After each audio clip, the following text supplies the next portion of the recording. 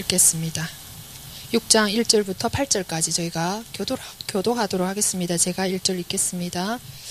어린 양께서 그 봉인들 중 하나를 여실 때에 내가 보았고 또 내가 들으니 네 짐승 중 하나가 천둥소리 같은 소리로 이르되 와서 보라 하더라.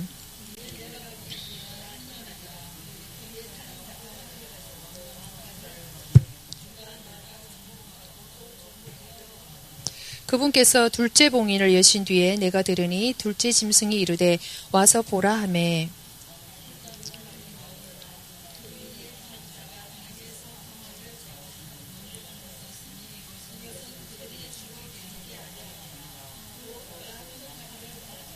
그분께서 셋째 봉인을 여신 뒤에 내가 들으니 셋째 짐승이 이르되 와서 보라 하더라. 이에 내가 보니 보라 검은 말이라. 그 위에 탄 자가 손에 저울을 가졌더라.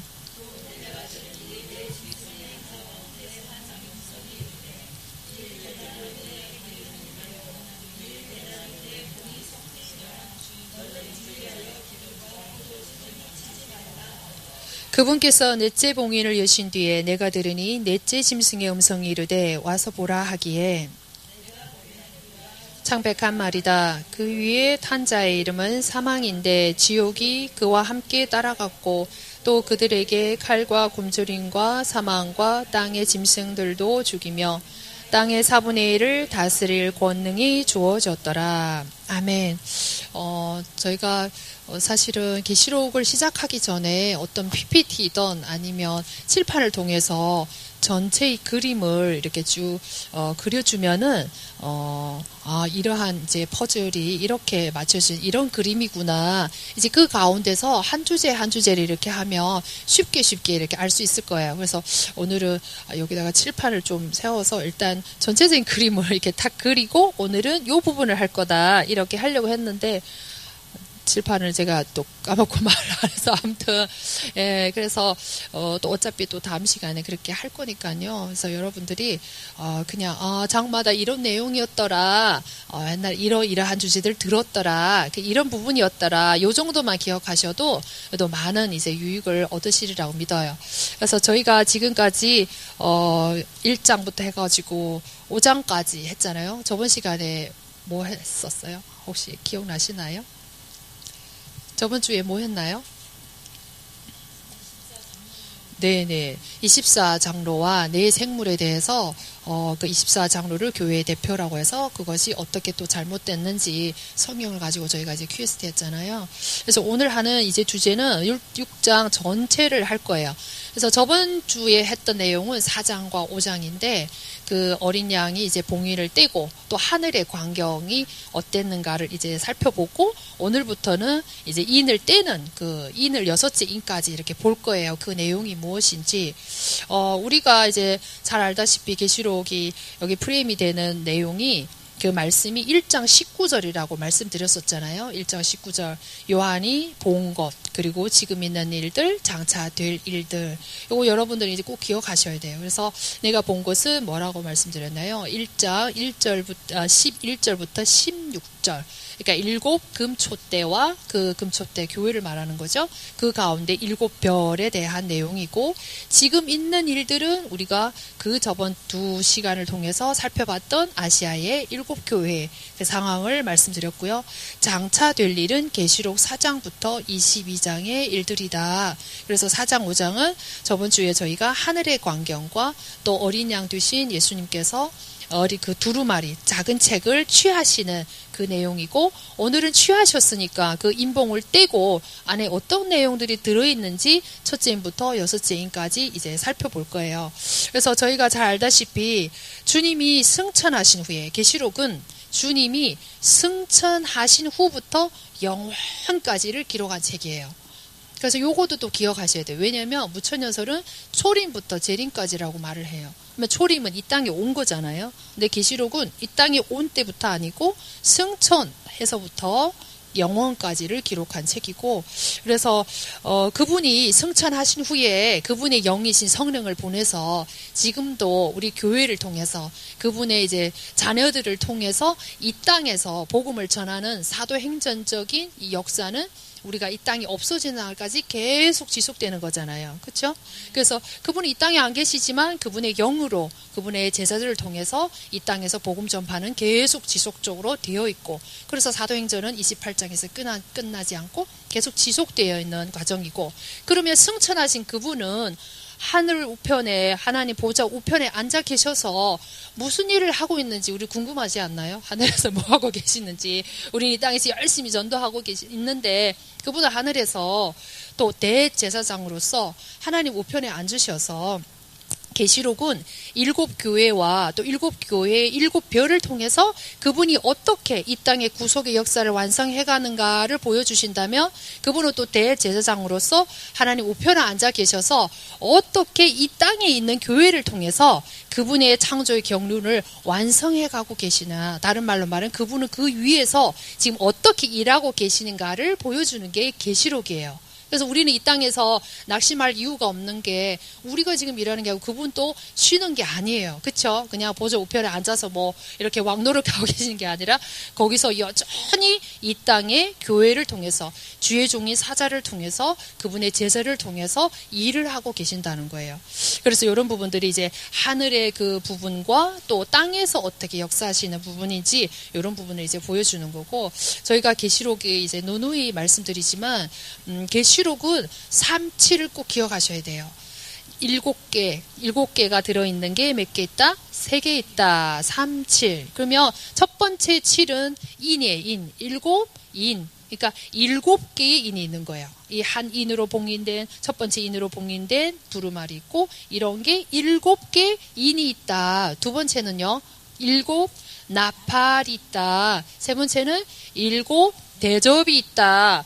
그래서 전체가 앞에 1장 그 본 것과 지금 있는 그 요한 그 당시 있었던 7교회 그 상황들, 그 외에 나머지 부분들은 이제 앞으로 미래에 이루어질 일들인데, 미래에 이루어질 일들이 구도가 37로 구성되어 있다. 이렇게 아시고 들으시면은 이해가 되실 거예요.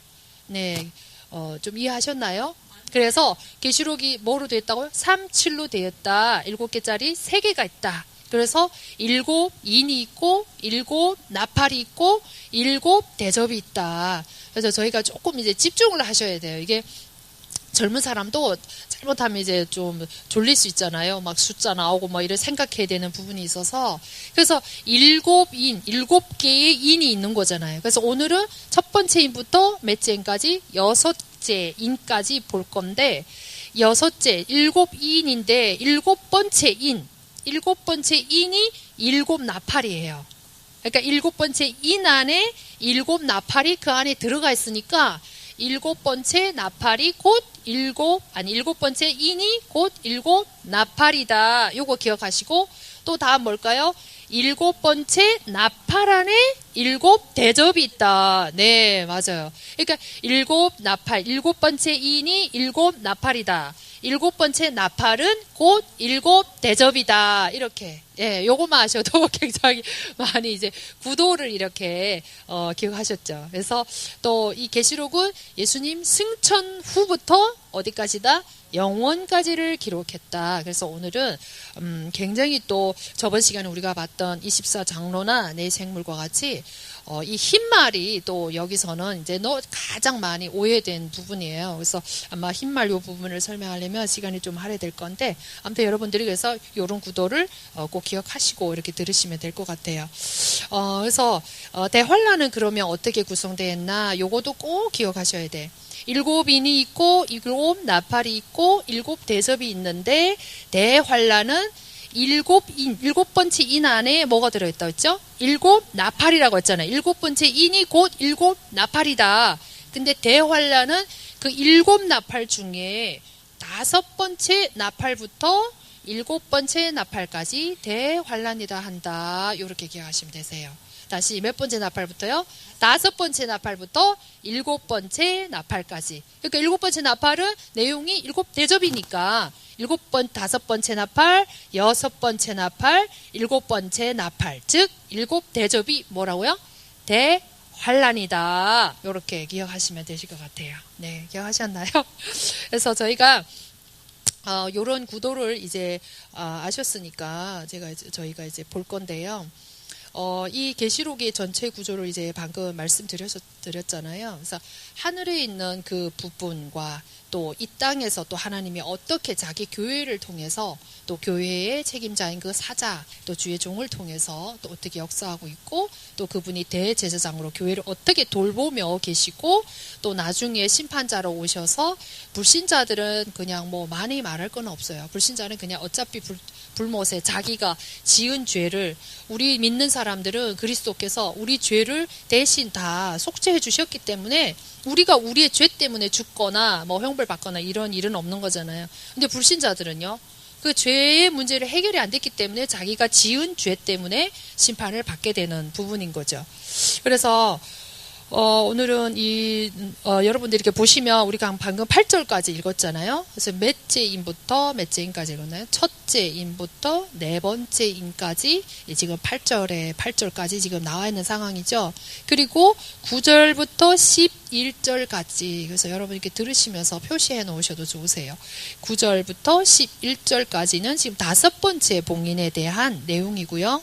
12절부터 마지막 절까지는 6번째 봉인. 그래서 첫 번째 인부터 6번째까지 우리가 볼 건데요.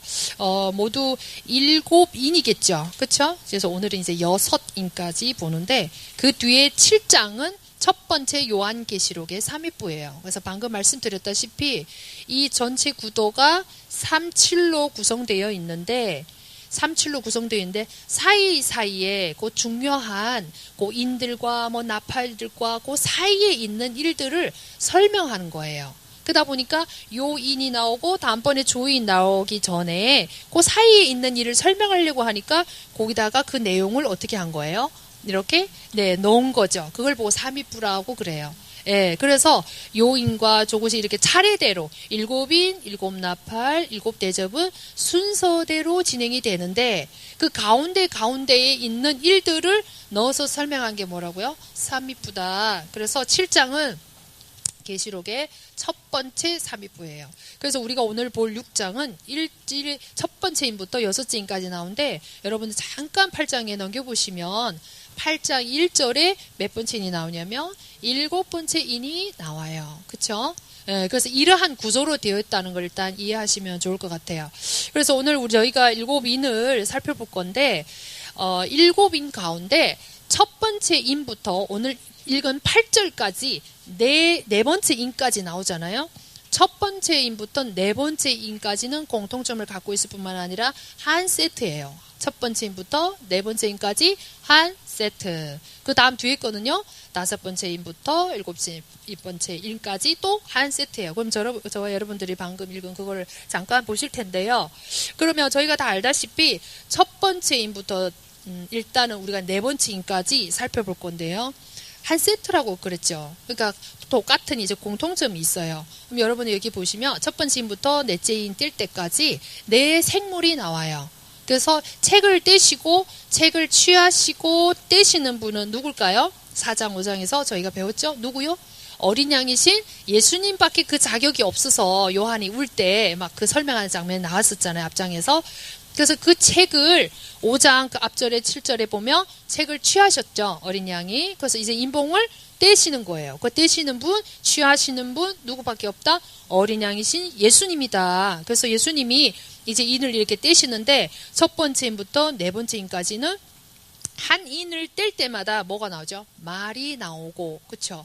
말이 나오고 그 딱 떼면은 짐승이 나오죠. 네 짐승이 나오잖아요. 네 짐승이 나오죠. 그래서 한 인 뗄 때마다 짐승이 한 마리씩 이렇게 나와요. 그쵸? 그래서 그 짐승이 명령하면 뭐가 달려 나오죠? 말이 달려 나와요. 그쵸? 그래서 첫 번째 인을 뗄 때도 짐승이 명령을 하는 거죠. 네 생물이죠. 한 생물씩 명령하는 생물이 다 나와요. 넷째 인까지. 그리고 그 명령을 수행하는 이 땅에서 수행하는 말이 한 마리씩 이렇게 나오는 이러한 공통점을 다 갖고 있어요. 그래서 사실은 이 첫 번째 인부터 넷째 인까지 뒤에 있는 두 번째, 세 번째, 네 번째 말에 대해서는 여기서 해석을 다 하고 있기 때문에 뭐 어렵지 않아요. 그냥 이 본문을 쭉 읽으면 사망과 기근과 뭐 전쟁 이런 걸 말하고 있구나 이렇게 이해를 할 수 있어요. 근데 제일 논란이 되는 부분이 흰말인 거예요. 흰말. 그래서 이 흰말에 대한 부분이 굉장히 중요한 건데 왜 중요하냐면 계시록은 절대적으로 이 순서 자연스러운 순서대로 이루어 있다고 했는데 무천년설은 그렇지 않아요. 무천년설은 지금 천년왕국인 동시에 지금이 또 대환란이 있고 그래서 이 첫 번째 인부터 흰 말부터가 대환란이에요. 그러면 과연 흰 말부터 이 첫 번째 인부터 이 대환란인 건지 계시록은 시기가 굉장히 중요해요. 그러니까 육하원칙, 목사님이 늘 송 목사님이 얘기한 육하원칙, 누가 언제 어디서 어떻게 왜 이런 것들이 굉장히 중요한 거예요. 그러니까 시기가 너무 중요하죠. 그리고 누가 왜 그렇게 했는지 이런 육하 원칙 하에서 이루어진 건데 무천년설은 정반대로 이렇게 보고 있고 또 지금 목사님들이나 신학자분들도 다 똑같이 이제 거의 생각이 비슷하기 때문에 이런 부분을 우리가 성경을 갖고 이렇게 퀴스트 해봐야 아는 거거든요. 그래서 그런 부분들을 이제 아시고 그래서 이제 첫 번째 우리가 요런 방금 첫째인부터 일곱째인 이런 부분의 특징을 이제 말씀드렸잖아요. 그러면 이제 또 공통점이 있다고 하면 이제 두 번째인, 세 번째인, 네 번째인이 전쟁과 기근과 사망이에요. 그러다 보니까 재앙에 대한 거죠. 그리고 이거는 지금 뭐로 되어 있나요? 이제 뭐 어떤 비유적인 이런 상징으로 이렇게 지금 나와 있는 거잖아요. 그렇죠? 근데 비유나 상징이 실제를 말을 하는 걸까요? 아니면 실체가 없는데 뭐를 그냥 허구를 말하는 걸까요? 비유나 상징도 실체가 있는 거를 설명하기 위한 그쵸? 어떤 설명법인 거잖아요. 그래서 실체가 없는 게 아니에요. 그래서 기근이나 사망이나 이런 부분들 그리고 전쟁은 우리가 직접 어떻게 해요? 전쟁, 기근, 사망은 몸으로 느낄 수 있고 보고 있을 수 있고 우리가 체험하는 실체를 말을 하는 거예요. 그래서 이거는 요한계시록 무천년설은 전부 다 이거를 뭐로 말하면 상징이라고 그래요. 그래서 심지어 무저갱도 상징이에요. 그 무저갱에 들어가는 사탄은 뭘까요? 무저갱이 상징을 말하고 없는 거잖아요. 그냥 없는 거로 말한단 말이에요. 그러면 그 안에 들어간 사탄도 뭐가 되는 거예요? 상징이 되어 없는 걸로 되는 거잖아요. 근데 무천년설은 이걸 뭐로 본다고요? 상징으로 본다고요. 그래서 뒤에 나오는 뭐 대환란 때 일어나는 황충 재앙이라든가 뭐 열쇠를 열고 나오는 전부 다가 뭘까요? 다 상징으로 봐요. 근데 상징을 말하는 게 아니에요. 지금 그 하늘에 있는 광경과 그분이 이 땅에서 실제로 지금 일어날 일들을 지금 요한에게 이렇게 보여주는 거잖아요. 그렇죠? 그래서 실체라는 거. 그래서 두 번째인, 세 번째인, 네 번째인은 재앙이 들어있어요. 여섯 번째 인과 일곱 번째 인도. 근데 유일하게 재앙이 안 들어가 있는 게 첫 번째 인과 이제 다섯 번째 인인데 다섯 번째 인은 방금 말씀드렸다시피 9절부터 11절까지 순교자들의 신원에 대한 이런 부분이에요. 그래서 이런 부분들을 이해하시면 좋을 것 같아요. 그래서 공통점이 한 생물씩 예수님이 인을 떼고 한 생물이 나와서 명령을 하면 그 명령을 수행하는 말이 나오는 거죠. 그 수행하는 거는 어디에서 수행할까요? 명령을 하며 땅에서 수행하는 거죠. 그래서 흰말이든 뭐 흑말이든 이거는 어디에서 이루어지는 일일까요? 이 땅에서 이루어지는 일이에요. 그렇죠? 그래서 이런 부분들을 이제 여러분들이 기억하시고 또 재앙에 대한 이 부분을 말씀드렸고요. 그렇다면 우리가 이 구조를 이제 봤잖아요. 그래서 다섯 번째 인, 네 번째 이게 다 볼 거잖아요. 지금 여섯 번째 인까지. 그래서 첫 번째 인부터 네 번째 인까지는 요 네 부분이라는 것을 말씀드렸고 다섯 번째 인은 9절부터 11절까지 순교자의 신원, 탄원에 대한 내용이다. 이렇게 또 기억하시고 그러면 여섯 번째 이는 그 순교자들이 막 하나님께 기도하면서 막 신원을 하고 우리의 핏값에 대해서 언제 갚아주겠냐 막 하나님께 그렇게 신원을 했으니까 그 기도를 들으시고 그 기도 응답으로 뭔가를 행하실 거 아니에요. 그렇죠? 그러니까 다섯 번째 인이 순교자들이 신원을 했으니 여섯 번째 인에는 그 신원자들의 기도에 응답하는 부분이겠죠. 그렇죠? 그래서 12절부터는 그 신원자들의 기도에 응답해서 내리는 재앙에 대해서 쭉 이제 기록하고 있어요. 그러면 오늘 6장 내용 다 아시겠죠? 굉장히 쉽죠. 그래서 이런 부분인데, 그러면 우리 방금 이제 말씀드렸다시피 이제 첫째 인부터 넷째 인까지 볼 건데, 제일 논란이 많은 게 뭐라고요? 네, 제일 논란이 많은 게 이게 이제 하얀 말이에요. 그게 이제 뭐 검은 말, 뒤에 나오는 검은 말, 뭐 창백한 말 이랬으면은 안 좋은 건 그냥 알겠는데 흰 말이다 보니까 이제 너무가 이게 이제 논란이 많거든요. 그래서 이런 부분 우리가 볼 건데, 종교 계획자들은 이 흰말 탄자, 흰말과 탄자를 어떻게 생각했나 우리가 잠깐 볼 필요가 있어요. 앞으로 이제 여러분들이 종교 계획자들 유명한 분들은 몇 분씩 이렇게 알아두셔야 될 필요가 있으시니까, 마틴 루터 같은 경우도 흰말 탄자를 적그리스도로 봤어요. 마틴 루터. 그리고 이제 또 혹은 뭐 로마 가톨릭 교황이다 이제 그렇게 봤어요. 그리고 존 칼빈도 로마 교황으로 봤고 멸망의 자식이다 이제 그렇게 봤고요. 존 위클리프 이 성경도 쓰셨잖아요. 그래서 교황은 적그리스도다 또 그렇게 말하면서 이 흰말 탄자를 그렇게 봤죠. 적그리스도다. 적그리스도는 대부분 또 누구라고 말하는 사람 많기 때문에 교황이 적그리스도다 이렇게 말을 하는 사람 많기 때문에 그렇게 생각을 했고요. 요한 웨슬레도 멸망의 자식이다. 그 적그리스도이면 누구다? 교황이다. 그렇게 얘기를 했어요. 존 낙스도 그렇게 말했고요. 그러면 현재 이제 외국에서 가장 무천년설 대표자이면서 이름이 있으신 그레고리 빌이나 이런 분들은 다 계시록을 뭐로 해석하냐면 과거로 해석을 해요. 저희가 지금 주장하는 거는 앞으로 미래의 4장부터 22장까지는 미래에 일어나지 않는 일들에 대한 예언인 거잖아요. 계신 거잖아요. 계시는 뭐죠? 숨겨뒀던 거를 하나님 경륜을 펼쳐서 이렇게 드러내면서 보여주는 거잖아요. 예언은 뭘까요? 미래에 성취될 일을 미리 말씀하시는 거잖아요. 근데 무천년을 주장하는 사람들은 이 계시록을 뭐로 본다고요? 과거에 언제 요한 그때도 로마의 지배를 받으면서 박해가 있었잖아요. 그래서 네로 황제 때 일이다. 과거의 로마 시대의 일이다. 그리고 다 초림 때에 거의 다 이루어졌다. 그러니까 다 초림이 끝났으니까 다 과거의 일이다. 이렇게 생각을 해요. 그리고 또 첫 번째 인부터는 계시록을 또 대부분 딱 대환란으로 봐요. 그러다 보니까 이 첫 인도 대환란을 시기로 봐요. 다 대환란을 계시록 첫 번째 대환란을 보거든요. 그러니까 과거로 보든지 뭐로 본다고요? 대환란으로 본다. 예, 그러면 우리가 그걸 하나하나 살펴보자는 거죠.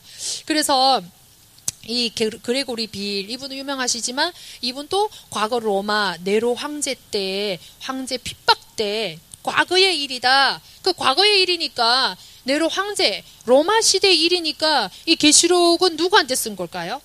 로마 시대에 핍박받던 그 시대에 그 성도들한테 쓰는 거다 이렇게 얘기를 해요. 계시록이 계시록인 것은 계시고 예언인 거죠.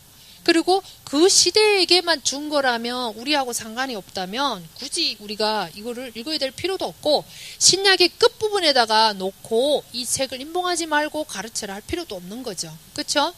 그래서 골로새 교회, 빌립보 교회 우리가 7교회도 말씀드렸지만 역사 요한 시대 실제로 있었던 교회지만 또 모든 교회들에게 주는 말씀이라고 했잖아요. 그렇죠? 근데 계시록은 과거에 그 로마 시대에 준 말씀이 아니에요. 만약 로마 시대 그 성도들에게만 그 시대에게만 줬다면 여기다가 꼭 찍어서 그 시대 교회 이름도 밝혀야 될 것이고 로마 시대 성도라든가 뭐 교회라든가 그렇게 딱 그냥 어필해 놓을 필요가 있는 거죠. 그렇죠? 뭐 빌립보 교회처럼 이렇게. 근데 그게 아닌 거잖아요. 그래서 그럼에도 불구하고 그레고리 빌이나 뭐 오광만 박사나 그레고리 빌 이분의 제자인데요. 그래서 오광만 박사님이나 또 혹은 송태근 목사님이라고 또 있어요. 삼일교회. 그리고 또 이필찬 교수. 정말 앞으로 우리가 송 목사님 책을 읽다 보면 이필찬 교수, 그레고리 빌 계속 얘기하거든요. 왜냐면 이제 한국에서는 대표적인 무천년의 지지자들 가운데 대표니까요. 그래서 이런 분들은 다 뭐로 본다고요? 과거 로마 시대에 지나간 이 이야기를 이제 얘기하고 있는 거고 대부분 다 뭐로 본다? 상징으로 본다. 근데 계시록은 문자 그대로. 그렇죠? 그래서 보는 거죠. 그래서 또 유기성 목사님도 꽤 유명하신데 이 부분은 이 흰말과 흰말 탄자에 대해서는 정복욕에 또 활을 들고 있고 막 말을 타고 있고 이러니까 정복욕에 사로잡힌 자라고 주장을 하고 있고요. 그리고 계시록은 언제 어디서 일어나는지 그거 중요한 거 아니다. 뭐 과거고 언제 어디서 뭐 일어나는 게 중요하지 않다고 했는데 정반대예요. 언제 어디에서 일어난 건지 너무나도 중요하죠. 그걸 알아야 우리가 예비할 거 아니에요. 그렇죠. 이런 또 주장을 하고 있고요. 그 외에 또 대부분의 관념은 다 적그리스도로 보고 있고 첫 인부터 방금 누누이 말씀드렸지만 대환란의 때로 본다는 거 다 그렇게. 그래서 김홍기 목사님이라든가 정동수 목사님, 또 고병찬 목사님, 뭐 민병진 목사님, 박한수 요즘 많이 뜨는 박한수 목사님 이런 분들 다 이제 그렇게 보고 있습니다. 그렇다면 우리가 지금부터 그러면 과연 모든 사람의 주장이 다 맞지는 않을 거잖아요. 이 흰말과 흰말 탄자를 적그리스도로 보든지 그리스도로 보는 게 지금 제일 많이 나와 있는 거잖아요. 유명한 분들이. 그럼 과연 적그리스도인지 그리스도인지 아니면 뭔가 다른 거이든지 맞는지 저희가 지금 살펴보도록 하겠습니다. 첫 번째 이제 저희가 흰말과 이 탄자가 적그리스도다 이렇게 주장을 했잖아요. 방금 그분들이. 그러면 첫 번째로 적그리스도가 아닌 증거를 말씀드리자고 해요. 적그리스도로 주장할 때는 그 사람들이 막무가내를 하지 않았을 거 아니에요. 그분도 성경에 의거해서 말씀을 하셨을 거란 말이에요. 그래서 여기서 보면 그 첫 번째 이제 나온 이 흰말에 대해서 활을 들고 1절, 2절 보면은요. 여기서 활을 들고 이제 나아가서 정복하고 정복하려 하더라 그랬잖아요. 그래서 원래 성경이 이기려고 하더라 그렇게 이제 반복되어 있죠. 그 적그리스도라고 주장하는 사람은 주님이 십자가에서 단번 속죄로 그냥 한 번 이기셨는데 왜 이기고 또 이기냐. 2번 나왔다. 주님은 2번 이길 필요가 없잖아요. 십자가에서. 그래서 그게 2번 나왔기 때문에 예수님은 아니다. 그리스도는 아니다. 그러니까 예수님은 아니니까 이게 누구다? 적그리스도다라고 주장했어요. 그래서 여러분들이 우리가 상식적으로 생각해도 이거는 아니에요. 그 2개 있는데 이거는 무조건 아니야. 그럼 이거가 아니라고 해서 이것이 진짜라고 말할 수는 없는 거죠. 그렇죠? 이것도 같이 할 수 있는 거잖아요. 그러니까 이런 것들은 안 맞는 거고. 그리고 또 백마를 탔어요. 그래서 계시록 19장에 보면 예수님이 백마를 타고 오셔요. 하늘의 첫 열매들과 신부를 데리고 재림을 하시는 광경이 계시록 19장이잖아요. 근데 우리가 알다시피 고린도후서 4장 4절에 보면 이 미혹의 영으로 역사하는 사탄은 또 광명의 천사로도 나타날 때 있잖아요. 그래서 이 계시록 19장에 나오는 백마 타신 재림하시는 예수님을 이미지테이션한 거다 사탄이. 그래서 이거는 누구다? 적그리스도다. 악한 세력이다. 이렇게 이제 주장을 하는 거죠. 그리고 또 빈 활을 들고 있다고 했는데 적그리스도가 또 교황이다 이렇게 생각하니까 교황이라고 하는 게 교황이 왜 지팡이 들고 있잖아요. 그게 꼭 뭐처럼 생겼어요? 뭐 활처럼 생겼잖아요. 그러니까 이런 부분들을 가지고 이제 주장하고 있고요. 근데 우리가 알다시피 교황은 로마 카톨릭의 계시록 17장 18장에서 자세히 다루겠지만 이 로마 카톨릭은 음료예요. 음료. 구분이 되어 있는 거죠. 그래서 이런 부분들. 그래서 이거를 이제 적그리스도다 이렇게 주장하는 이유 중에 하나고, 또 하나는 첫 번째인부터 방금 네 번째인까지 두 번째, 세 번째, 네 번째인이 기근, 전쟁, 사망 다 좋은 것이 안 좋은 것이에요? 안 좋은 거예요. 부정적이에요. 근데 이 네 인이 세트라고 했잖아요. 다 동일한 이런 특징들이 있다고 했잖아요. 그러니까 뒤에 세 개가 부정적이니까 또 세트고 한 그룹이니까 첫 번째 거도 뭐겠다? 부정적인 걸 거야. 그러니까 적그리스도야. 그리고 방금 말씀드린 이유 때문에 적그리스도라고 주장을 하는 거예요. 그렇다면 또 적그리스도가 아니라고 주장하는 사람은 또 뭐라고 했죠? 그리스도다. 반대로 또 그리스도다. 요 주장하는 두 주장이 있거든요. 그러면 저희가 왜 적그리스도가 아닌지를 저희가 이제 살펴보고자 해요. 첫 번째는 여기 1절과 2절에 보면은 어린 양이 그 봉인 중 하나를 뗐죠. 떼니까 누가 나왔어요? 짐승이 하나 나왔어요. 그래서 그 짐승이 그 수행할, 그 인의 내용을 수행할 그 말에게 명령을 하는 거죠. 그러니까 그 말이 어떻게 하죠? 달려나와서 그 말이 그 인에 뗀 내용을, 그 명령을 수행한단 말이에요. 그러니까 정확하게 인을 떼는 사람과 명령하는 사람과 그거를 수행하는 이 세 자기가 딱 어떻게 됐죠? 구분이 되어 있어요. 그렇죠? 딱 구분이 되어 있어요. 그러면 예수님이 복린을 떼시고 그거를 생물이 그 명령을 전달하고 적그리스도가 행하지는 않아요. 그렇죠? 적그리스도가 분명히 대환란 때 하나님께 이 땅을 심판할 수 있는 이러한 도구로 사용하는 거는 맞아요. 하지만 그건 수행하는 그거로는 세우지 않았다는 거죠. 그렇다면 우리가 또 다른 거 보겠습니다. 만일 이 지금 그리스도라고 주장하는 사람들이요. 만일 그리스도 흰말 탄자가 그리스도라고 했잖아요. 그러면 예수님이 하늘에서 봉인을 딱 떼시고 생물이 명령을 하고 이분 너무 바쁘셔. 떼자마자 어디로 또 내려와야 돼요? 땅으로 또 내려와서 자기가 떼고 자기가 명령한 걸 또 어떻게 하셔야 돼? 바쁘게 또 수행하셔야 돼요. 근데 그런 일이 있을까요? 그러니까 앞뒤를 봐도 맞을까요? 안 맞을까요? 안 맞는 거죠. 그렇죠? 그래서 이런 부분들 다 정확하게 이제 구분이 되어 있고 그럴 수는 없다는 거죠.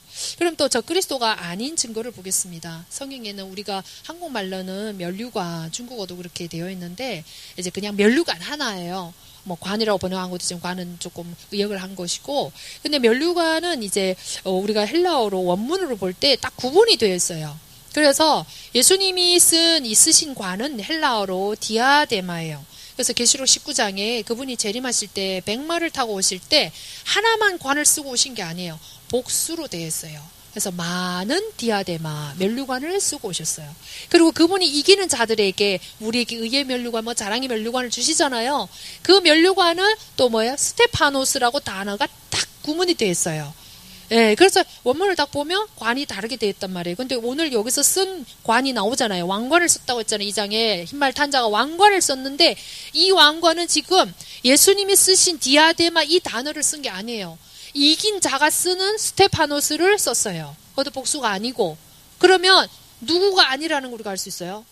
예수님이 아니다. 그리고 스테파노스라는 왕관은 예수님이 왕관을 주시는 분이잖아요. 우리에게 상을 주시는 분이잖아요. 그리스도 심판대 앞에서. 그래서 이기는 자에게 주는 관이에요. 만약 적그리스도라고 하면은 그 이기는 자에게 주는 의의 면류관, 자랑의 면류관을 예수님 누구한테 씌워주는 거 되는 거예요? 적그리스도에게 씌워주는 격이 되는 거예요. 그럼 다른 말로다가 누구한테 지금 관을 씌워주는 거예요? 사탄이 우리를 미혹하고 광명의 천사를 나타낸다고 해서 그 관을 아무나 받아 쓰는 거 아니죠. 스테파노스는 딱 이기는 자에게 주는 그 면류관을 말한단 말이에요. 그렇죠? 그러니까 그런 일이 없는 거잖아요. 그래서 이런 부분들. 그리고 적그리스도는 어디에 나타나느냐? 계시록 13장에 나타나요. 적그리스도가. 그래서 적그리스도는 계시록 13장에 나타나는데 그게 대환란 때 나오는 거거든요. 적그리스도가 나타나서 자기가 우상을 세우고 사람들을 막 자기를 우상 숭배, 자기를 숭배하라고 요구하는 때가 무슨 시기라고요? 대환란. 그래서 대환란인 거예요. 근데 적그리스도는 그냥 사람일 뿐만 아니고 사탄이 그때 천열매가 올라가고 나서 사탄이 그 안에 어떻게 한다고 했어요? 들어간다고 했잖아요. 능력을 준댔잖아요. 권세를 주고 그러면서 무적행에서 또 나오는 그 무적행의 사자까지 들어가서 삼위일체가 돼서 역사하는 게 사람이지만 사탄의 화신이란 말이에요. 그리고 사람이지만 적그리스도 그 사람 자기 그 본인이 그 사람이 있을 거 아니에요. 근데 그 죽었다가 살아났다고 했잖아요. 그러니까 그 안에 들어가는 혼도 무적행의 사자란 말이에요. 다른 사람의 혼이란 말이에요. 그러다 보니까 적그리스도가 그냥 어떤 일반 사람이 아닌 거예요. 그게 어디에 나타나냐? 계시록 13장. 그래서 그런 적그리스도가 나타나서 우상을 만들고 사람을 죽이고 하니까 우리가 대환란이라고 하는 거예요. 사탄이 이 땅에 막 떨어지고 권세 주고 들어가고 삼일체 돼가지고 사람을 죽이고 난리가 났잖아요. 그렇게 이 세상에 없었던 대환란이 있어요. 이 땅이 지금까지 있었어요? 없었어요? 그런 일이? 로마의 10대 황제가 우리가 앞에 7교회에서 살펴봤지만 역사에 그런 일이 있었다 없었다? 없었어요. 그래서 만약 대환란이라고 주장하는 사람들 많잖아요. 지금 이 첫 인부터 지금 대환란이다 이렇게 주장하는 사람은 적어도 성경에 대환란 때 일어나는 일들이 지금 어떻게 했었어야 돼. 일어나야 지금이 뭐라는 걸 알 수 있어요. 대환란이라는 걸 알 수 있어요. 그렇죠? 근데 그런 일이 일어난 적이 있다 없다? 없다라는 거죠.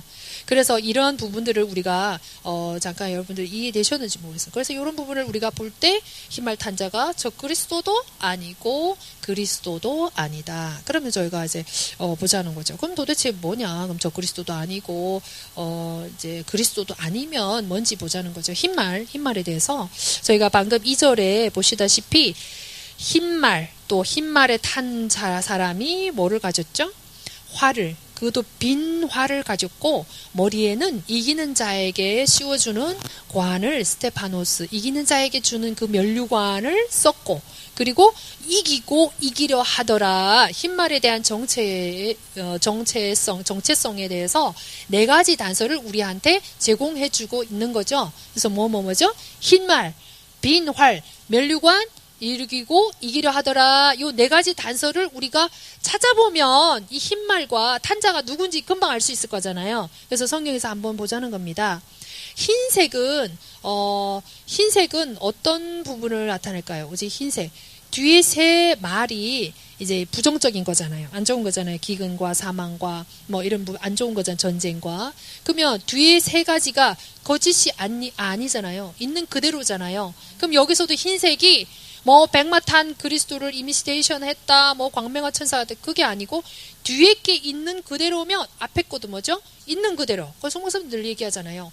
뒤에 나오는 후반부의 내용이 문자면 앞에 것도 뭐라고요? 문자. 뒤에 게 상징이며 앞에 것도 상징이 똑같다는 거죠. 뒤에 거 부정적이고 있는 사실 그대로 말했으면 앞에 것도 뭐 이건 누가 뭐 사탄이 어떤 이렇게 모방한 게 아니고 있는 그대로 흰색. 예, 좋은 그 부분, 긍정적인 부분을 얘기를 하는 거예요. 그러면 우리가 흰색을 보자는 겁니다. 계시록 19장에 흰말 탄 예수님이 나타나셨는데, 그리스도 순결과 정결과 의로움과 또 하나님이 인정하는 또 이기는 자들에게 막 순교자들에게 흰 두루마기를 막 이렇게 주셨잖아요. 그러니까 승리, 뭐 하는 예수님이 뭐 인정한다, 뭐 이런 내용이거든요. 그러니까 흰색이 좋은 거죠. 의로움, 순결, 정결, 뭐 승리, 인정 이런 부분을 말하는 거예요. 그리고 19장 8절에 보니까 세마포를 입고 온 신부가 있어요. 그래서 신부 이게 뭐 세마포가 뭐라고 그랬죠? 성도들의 옳은 행실, 의다. 그러면 흰색이 또 의를 의를 대표한다는 우리가 알 수가 있는 거죠. 그렇죠? 그리고 이 계시록 6장의 9절에서 11절을 보면 이 순교자들에게 막 피를 막 탄원해 달라고 예수님께 기도할 때 흰 두루마리를 어떻게 했죠? 턱 던져줬잖아요. 흰 두루마기를. 그러니까 그건 예수님이 인정한다. 네가 승리했다라는 이제 의미로 주는 거잖아요. 그러니까 다 좋은 거죠. 그리고 출애굽기 28장 1절에서 43절 보면 제사장 옷이 아마포, 세마포 흰색으로 되어 있어요. 겉옷은 청색으로 이렇게 되어 있고, 그리고 또 우리 레바논 간사님 계시지만 열왕기상 5장 10절에 보면 백향목이 솔로몬 성전, 하나님의 그 성전을 지을 때 백향목으로 지어졌잖아요. 그 기둥의 재료가 백향목인데 백향목이 곧고 또 희고 또 특징이 뭐죠? 향기가 나는 거잖아요. 그렇죠? 그래서 이러한 흰 부분은 이렇게 이런 의미들이 있는 거죠. 다 좋은 것이죠. 그렇죠? 두 번째 단서는 빈 활이에요. 빈 활에 대한 예언한 말씀이 있어요. 그게 시편 45편 고라 자손들이 쓴 건데요. 고라 자손들은 고라의 그 조상들은 광야에서 하나님을 대적해서 죽었지만 그 후손들은 자기 조상의 그 악행을 따라하지 아니하고 정말 경건하게 쓰임받는 후손들이 있었어요. 그래서 시편에 보면 고라 자손들의 시가 많이 나오는데 그 45편이 예수 그리스도의 구속의 승리에 대한 예언의 말씀이에요. 우리는 그동안 시편에 대한 오해들이 굉장히 많죠. 뭐 어떤 믿는 사람들의 찬양이다, 뭐 고백이다, 뭐 요 정도까지만 알았지. 시편이 예수 그리스도, 성경의 중심이 누구에 대한 예언이죠? 예수님, 구약도 예수님에 대해서, 신약도 예수님에 대해서 쓴 거잖아요. 그래서 시편이 예수님에 대한 예언들이에요. 그 중에 45편을 보면은 이 예수님의 구속의 승리에 대한 그 예언의 말씀, 이 빈 활에 대한 답이에요. 그래서 뭐라고 했냐? 화살로 이제 원수를 이기셨다. 그래서 우리 한번 볼까요? 시편 45편 어느 분이 찾으셨으면 한번 5절 좀 읽어주셨으면 좋겠어요. 시편 45편 5절.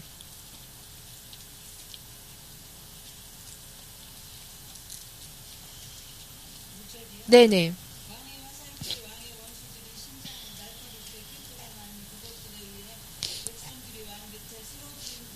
네, 아멘. 여기서 보면 왕의 화살이 원수의 어떻게 했죠? 염통을 뚫었다. 그래서 왕의 화살이 원수를 이겼다. 그렇게 나오고 있죠. 예수님이 이제 구속의 승리에 대한 예언의 말씀인데, 왕의 화살이 왕의 원수를 이겼다. 염통을 찔러 뚫어서 이겼잖아요. 그러면 왕의 원수가 누굴까요? 마태복음 13장 씨 뿌리는 비유에 뿌리지 않는 가라지가 나서 누가 이렇게 했냐 이러니까 뭐라고 그래요? 예수님이 원수들이 와서 그랬구나. 그럼 그걸 보고 우리는 예수님의 원수가 누구라는 걸 알 수 있죠? 마귀구나. 그런 걸 알 수 있잖아요. 그래서 여기서 그분은 어떤 화살로 누구를 이겼다는 걸 알 수 있어요. 네, 원수를 이겼다. 그럼 화살이 뭘까요? 십자가겠죠. 그래서 그런 부분들을 이제 얘기하고 있는 거예요. 그래서 십자가에서 그분이 이제 이기셨는데 여기서 왕의 화살은 뭐죠? 원수를 이기는 어떤 도구인 거잖아요. 그래서 그거로 이겼다라고 여기서 예언되어 있는데 히브리서 이제 2장 15절에 우리가 보면 그분의 이제 십자가에서 원수의 염통을 뚫고 이기셨는데 원수를 어떻게 이기셨나요? 그 원수 마귀 사탄은 사망 권세를 잡은 자잖아요. 그렇죠? 사망은 근데 어디서 올까요? 죄로부터 오는 거잖아요. 그러면 사망을 이기려면 뭐를 이기는 거죠? 죄를 이기는 거잖아요. 그래서 히브리서 2장 15절에 보니까 죽기를 두려워하고 종노릇한 그 사망 가운데서 우리를 속량하셨다. 그렇게 하셨죠. 그리고 이제 히브리서 9장 26절. 그럼 화살을 몇 번 썼을까요? 빈 활을 들고 있는데 한 번 썼어요. 십자가 구속은 몇 번이다? 한 번이다.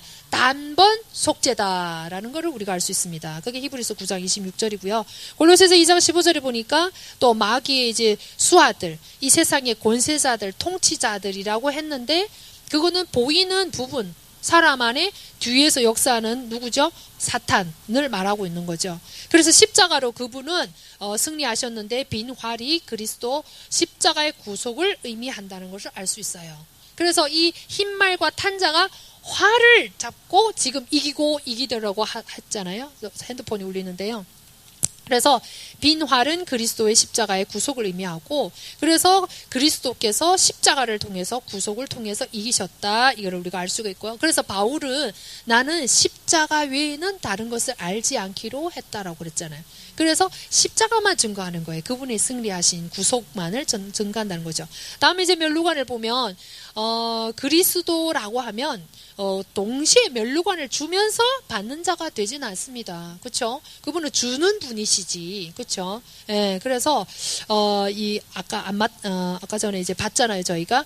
그러면 이 사탄은요, 이미 반역으로 이 세상에 임금의 위치에 있어요. 그렇죠? 그래서 계시록 13장에 적그리스도에게 자기의 권세를 줘요. 그래서 어떤 사탄은 뭐 멸류관을 받는다든가 뭐 그리스도 앞에 가서 뭐 인정받는 이긴 멸류관을 받을 위치도 안 되고 신분도 안 되고 이 사탄하고는 상관이 있어요, 없어요?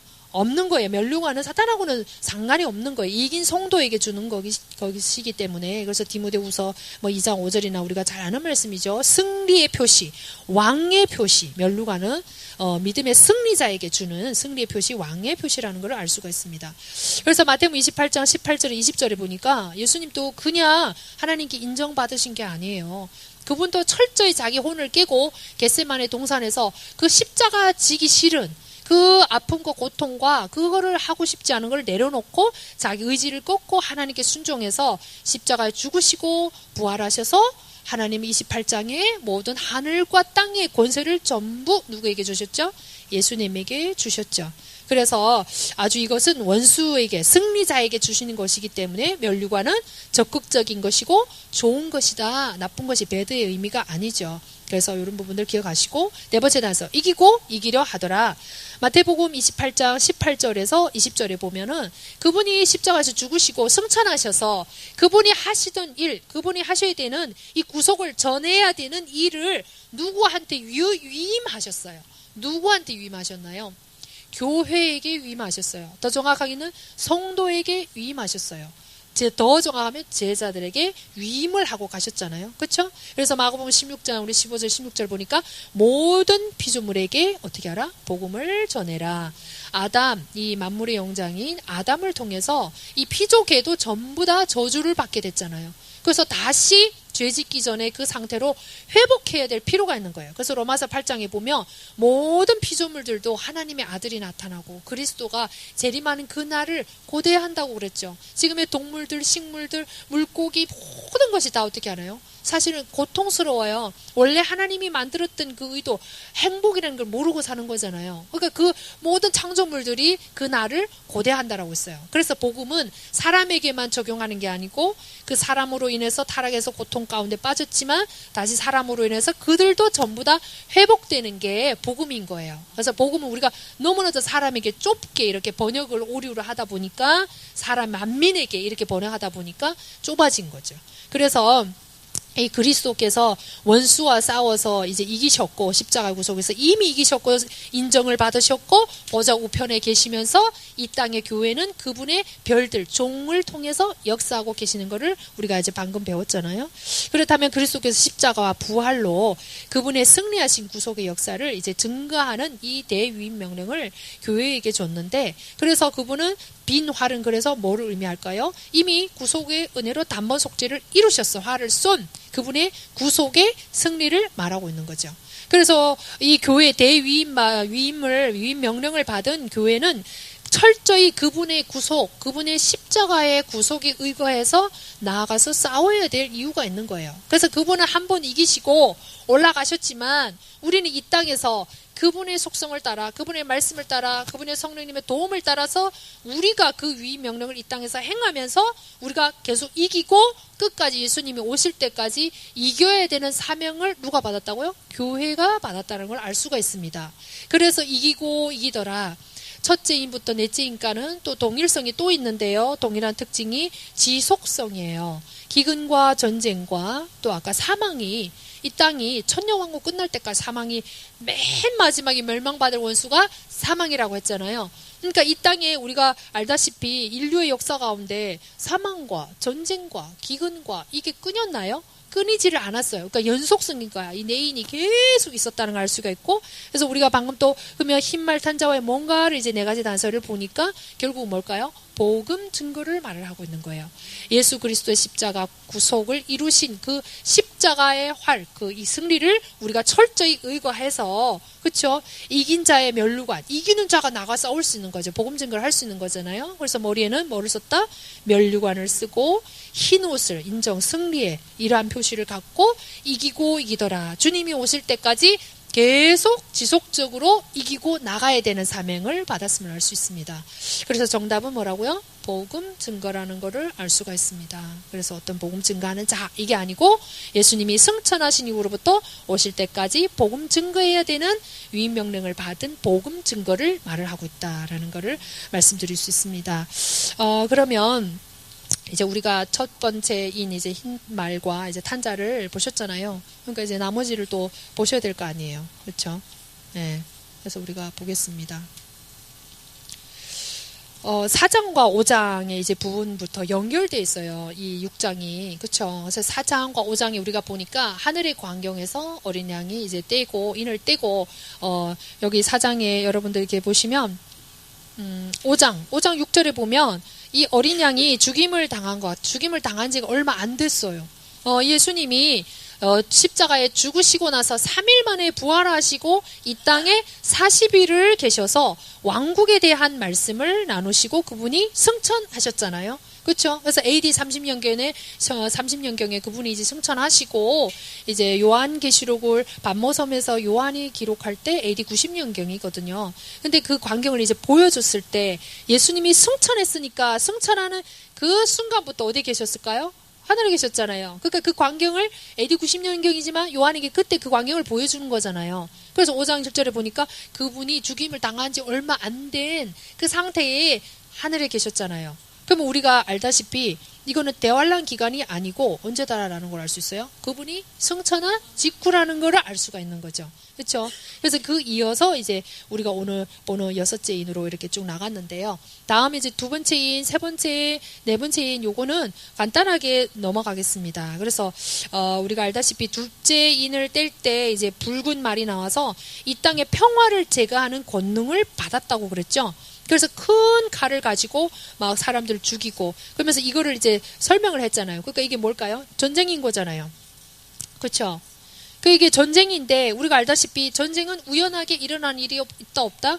없어요. 그러니까 이 땅의 화평을 제거하고 우리도 대한민국 지금 엄청 시끄럽지만 이 모든 것이 하나님의 주권 하에서 주님이 오시는 날까지 지속한다라는 걸 우리가 알 수 있습니다. 그렇죠? 그래서 아마겟돈 전쟁, 곡과 마곡의 전쟁 계속 이제 이 땅의 전쟁. 왜냐하면 이 처음 시작부터 전쟁으로 시작됐어요. 참 신이신 하나님과 그 유치하지만 그 밑에 수하인 그 사탄이 완전 자기가 두 손 두 발 다 들고 심판받을 때까지 신들의 전쟁 가운데 우리가 끼어 있는 거잖아요. 그렇죠? 그래서 하나님의 편에 서서 그분을 대신해서 싸우는 우린 거고, 사탄은 또 자기의 부하를 통해서 또 거기에 속한 사람을 통해서 전쟁하고 있는 거죠. 그래서 이 땅의 전쟁을 말하고 있지만 또 우리가 이 땅에서 영적 전쟁, 영적으로 일어나는 세상 주관달지 보이지만 사실은 마귀와 하나님과 마귀 이 사이의 전쟁 가운데서 이 역사가 이 전쟁이 계속 지속된다라는 걸 볼 수 있고, 이것이 곧 주님의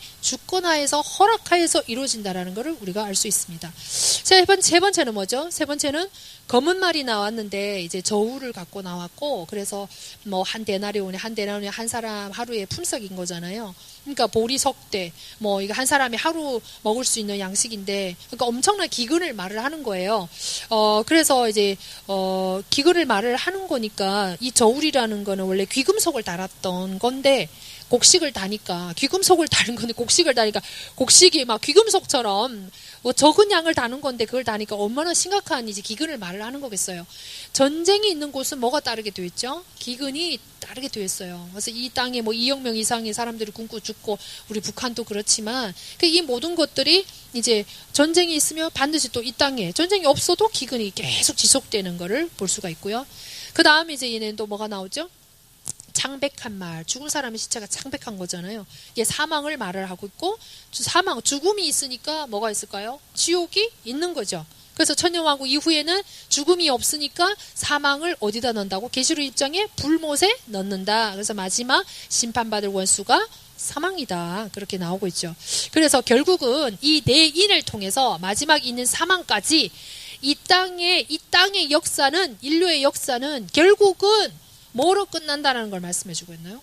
사망으로 끝났다. 전쟁과 기근과 아픔과 고통 가운데 고통이 지속되다가 결국은 끝은 뭐다? 사망이다. 왜? 이 땅은 원래 아담이 자기에게 줬던 이 생명의 역사, 왕권을 잃어버렸으니까 사망 권세 잡은 자, 왕이 사탄이잖아요. 그러니까 사탄이 끝날 날 사망도 끝날 거잖아요. 그래서 결국 이 땅의 역사가 그 악의 세력에 의해서 죽음과 기근과 사망, 결국 이렇게 해서 끝은 사망이라는 거를 이 땅의 최종 이제 정착지를 이제 말씀해 주고 있는 겁니다. 그래서 뒤에 거는 이제 간단하니까요. 그렇게 넘어가고 저희가 이제 또 잠깐 볼 부분이 있는데요. 다섯 번째 인 9절부터 11절까지. 그래서 여기서 보면 다섯 번째 봉인을 여신 후에 내가 제단 아래서 하나님의 말씀과 자기들이 간직한 증언으로 인해 죽임을 당한 자들의 혼을 보았는데, 이것도 저희가 조금만 이렇게 생각하시면요, 또 이렇게 의문을 제기할 수 있는 부분이거든요. 왜냐하면 무천년 지지자들은 뭐가 없다고 그랬나요? 죽으면 어디로 간다? 바로 천국으로 가죠. 그러니까 지옥이 없는 거예요. 그래서 뭐밖에 없는 거예요? 무덤이 곧 무저갱이고 지옥이고 뭐 다 같은 거다. 상징으로 보는 거죠. 왜냐면 이제 올라가 버리니까. 그리고 영혼육 요거를 설명을 영혼을 붙여버렸으니까 영혼이 그냥 같이 올라가니까 굳이 혼이 없는데 그걸 인정하겠냐. 혼이 없으니까 그것도 없는 거잖아요. 그러다 보니까 요 재단, 요 부분에 대해서 많이들 이제 하늘에서 죽은 자들이, 순교자들이 이렇게 막 하나님께 피의 탄원을 한다고 설명을 하겠죠. 그렇죠? 그래 이론이 맞는 거잖아요. 그래서 첫 단추를 잘못 끼면 어떻게 될까요? 뒤에 게 다 틀어지는 거예요. 그래서 계시록이 12, 10세기고 그렇게 다 다른데 우리는 성경을 통해서 어떤 게 정확한지를 살펴볼 필요가 있는 것입니다. 고린도후서 5장 1절에서 4절에 보면 사도 바울은 이 땅에서 가장 고생을 많이 한 전도자예요. 그래서 사도 바울의 소원이 하나 있다면 뭐였어요? 내가 이 장막집을 벗고 떠났으면 좋겠다. 너희들한테는 내가 있는 것이 유익이나 나의 개인으로 놓고 봤을 때는 면류관이 준비되어 있지만 육신을 갖고 있으니까 너무 고통스러워서 내가 빨리 죽고 싶다. 그래서 자기 몸을 어디에다 비유했냐면 장막에다가 비유했어요. 그렇죠? 그래서 이 장막집이 무너지면은 장막집이 무너진다는 건 죽음을 말하고 있는 거죠. 그래서 벗은 자들. 그래서 사람이 죽으면요 몸이 없는 혼이에요. 그래서 벗었다라고 바울이 표현을 하고 있는 거예요. 사람이 죽으면 뭐라고요? 벌거 벗은 거예요. 그렇죠? 뭐가 없기 때문에 몸이 없고 분리가 되어 있는 상태잖아요. 그러면 하나님은 우리를 예수님이 승천하실 때만 봐도 요한복음 3장 13절에 위에서 오신 자 인자 외에는 하늘로 올라간 자 있다 없다? 없다. 그리고 다윗도 사도행전 2장 37절에 올라갔다 못 올라갔다? 못 올라갔다. 그것뿐만 아니고 누가복음 16장을 봐도 아브라함과 또 물론 이제 이 땅에서 하나님의 영광을 드러내지 못한 부끄러운 신자의 나사로 같은 사람도 어디에 있음을 말해주고 있나요? 낙원에 있음을 이제 말해주고 있잖아요. 그래서 사람은 죽으면 몸과 이 옷을 벗은 것과 똑같아요. 그래서 장막에다 비유한 거예요. 헐벗은 거예요. 헐벗은 상태에서 불완전한 상태에서 하나님은 하늘로 절대 데려가지 않으셔요. 로마서 8장에 우리의 몸의 구속을 기다린다고 했잖아요. 너희 데살로니가 전서 5장도 바울이 뭐라고 했어요? 예수님이 오실 때까지 너희 혼과 몸과 뭐라고 그랬나요? 영이 온전히 흠이 없이 보존되기를 원하노라 그랬잖아요. 그리고 베드로전서 1장 9절에도 믿음의 결국 곧 네 혼의 구원을 이루라. 빌립보서에도 네가 믿음 있어 네 구원 받았어? 그럼 그 구원을 네 삶을 통해서 일해서 그 네 구원을 드러내라. 그거를 이제 의역을 해가지고 네 구원을 어떻게 알았어? 이루라. 이걸 우리가 오해를 많이 했잖아요. 이게 그런 뜻인 거죠. 그래서 벗었다. 이 말은 결국은 벗은 몸이다. 죽으면 벗은 몸이다. 그 덧입기를 원하는 거예요. 그 덧입는 시간, 몸으로 일체가 되어서 예수님이 오실 때 부활하는 그 시간을 다 고대하고 있는 거예요. 그때는 완전한 사람으로 이제 옷을 덧입는 거니까. 그때는 뭐를 입어야 될까요? 우리는 세마포를 입어야 되겠죠. 그렇죠? 세마포로 덧입는 이긴 자로 서야 되겠죠. 그래서 성경에서 단이라고 언급할 때는 제단을 말해요. 성막 가운데 있었나요? 없었나요? 있었죠. 제단은 뭐죠? 이 제단에다 뭐를 태우죠? 제물, 희생제물을 이렇게 태우는 거죠. 그래서 성경에서 단이라고 언급할 땐 제단을 가리키고 금향단, 성막 안에 금향단을 가리킬 때는 반드시 향단이나 금단이라고 불러요. 그래서 하늘에 금향단 있죠? 8장에 보니까 기도를 하니까 어디로 가져가요? 그걸 가져가죠. 그래서 금향단. 그래서 주님이 이제 흠향하시죠. 그 향기를. 그래서 금향단을 가리킬 때는 반드시 향단이나 금단이라고 불립니다. 그래서 계시록 지금 5장 8절에 나오는 이 금대접은 금향단을 가리키고 있어요. 이것도 의역이 된 건데요. 그리고 이제 지금 우리가 보는 이 탄원 6장의 9절 10절 이 내용은 여기서 제단이라고 나왔으니까 제물이 죽는 제단을 말을 하고 있는 거예요. 그럼 이 혼들이 제단 어디 있다고요? 밑에 있다 했잖아요. 희생제물이 타던 제단이 하늘에 있나요? 땅에 있었나요? 땅에 있었잖아요. 그러니까 이 제단 아래니까 땅 아래에 있는 걸 말하는 거예요. 땅 아래 뭐가 있을까요? 음부가 있는 거잖아요. 그러니까 죽은 자들의 혼이 어디에 있다는 걸 지금 말하고 있는 거예요. 땅 아래에서 지금 누구한테 막 탄원을 하는 거예요. 예수님께 탄원을 하는 모습이다라는 것을 우리가 알 수가 있습니다. 그래서 결국은 십자가는 하늘에 없고 땅에 있다. 제단은 그래서 땅에 있고 땅 아래는 땅 아래 중심부, 땅속 중심부 낙원을 말을 하고 있는 겁니다. 그래서 여기서 아직 탄원을 하니까 그 다음 여섯 번째 우리 마지막 부분을 볼 텐데요. 그래서 이제는 뭐를 내려야 될까요? 탄원 신혼의 기도에 이제 응답해야 될 거 아니에요. 그래서 순교자들의 죽음이 첫 열매하고 같은 영광이라고 했잖아요. 가장 큰 영광인데 그 모든 기도들을 이제 하나님이 그 응답에 따라서 여섯 번째 봉인을 이제 떼기 시작하는 거죠. 12절에 보니까.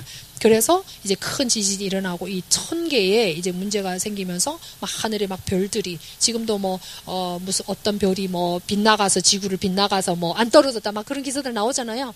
근데 그때 되면 어떻게 되죠? 하늘에서 막 떨어지고 14절에 보니까 막 이 하늘이 막 말리고 그러니까 1000개의 모든 이런 이상 변화들이 일어나는 거죠. 그러면서 모든 산과 섬도 그것의 자리에서 막 옮겨지고 지금 우리가 살고 있는 이 땅 묻도 원래는 5대양 6대륙 이렇게 안 그런 거 아시죠, 여러분? 예. 그런 거 아닌 거 아시죠? 원하는 이렇게 붙어 있었는데 다 이게 옮겨지고 노아 홍수 이후로는 물이었던 게 산이 되고 산에 또 물이 되고 막 이렇게 다 변화가 일어났잖아요. 그렇죠? 근데 이때도 또 그렇게 그런 변화가 일어남을 보고 있습니다.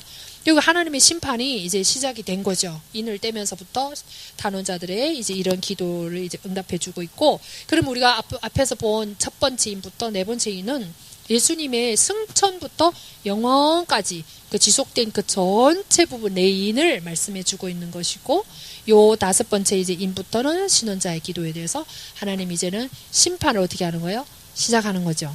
그러면 대활라는 나팔부터 시작하는 거잖아요. 그럼 여러분들 머릿속에 이제 이 앞에 것들은 천상의 변화가 일어나서 별들이 떨어지고 해가 검게 되고 뭐 이런 현상들이 일어나지만, 그때 우리가 휴가하지 못하고 이 땅에 남아서 그런 현상을 볼 때 그때 계시록 들었었는데 그런 일이 없어야 되겠지만 올라가야 되는데 지금 여기 왔구나, 이 시간표에 왔구나라고 그때 그 현상을 보고 알 수 있는 거지, 그 정확한 날짜나 뭐 시를 알 수 있다 없다?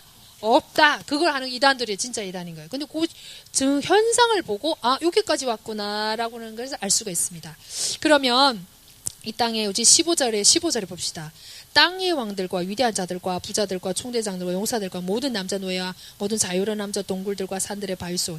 그러니까 이제 땅의 왕들, 그 위대한 자들, 그 왕들에게 붙어서 먹고 사는 사람들, 부자들은 이 땅에 가장 부유한 경제적으로 이거 모두 총괄하는 사람들, 그 총대장들, 결국 앞에서 리더들, 군대들, 뭐 용사들, 이런 사람 전부 다가 지금 이 천상의 변화를 보고 어떻게 반응하는가 알 수가 있어요. 어디에 숨는다고 했죠?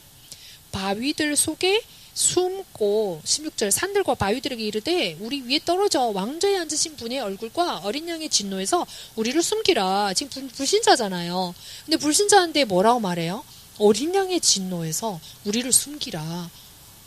그런 말을 하죠. 그럼 이 사람들이 정말 예수님에 대해서 알아서 예수님이 지금 심판하는구나, 이걸 알아서 말을 하는 걸까요? 아니면 직감적으로 그냥 알까요? 지금 불신자들도 야 말세다 이 땅이 망할 때가 왔어, 뭐 뭘 보고 그러는지는 모르겠어요. 뭐 어떤 현상을 보고 그렇게 말을 하겠지만, 그때도 불신자들이 이러한 현상들이 일어날 때 이렇게 반응을 하고 있다는 거를. 그리고 17절에 그분이 진노의 큰 날이 왔으니, 여기서 말하는 진노의 큰 날은 대환란이 아니죠. 그 사람들에게 지금 하나님은 시작도 안 했는데, 예수님이 시작도 안 했는데 느끼기에 그 막 체험하고 막 보고 이러면서 정말 하나님이 정말 계시는가 봐, 그분이 정말 진노하셨나 봐 라고 직감을 해서 지금 이렇게 나타나는 반응임을 저희가 볼 수가 있습니다. 그래서 오늘 6장을 통해서 7인을 이제 살펴봤는데요. 시간이 다 돼서 질문 하나 받고 마치도록 하겠습니다.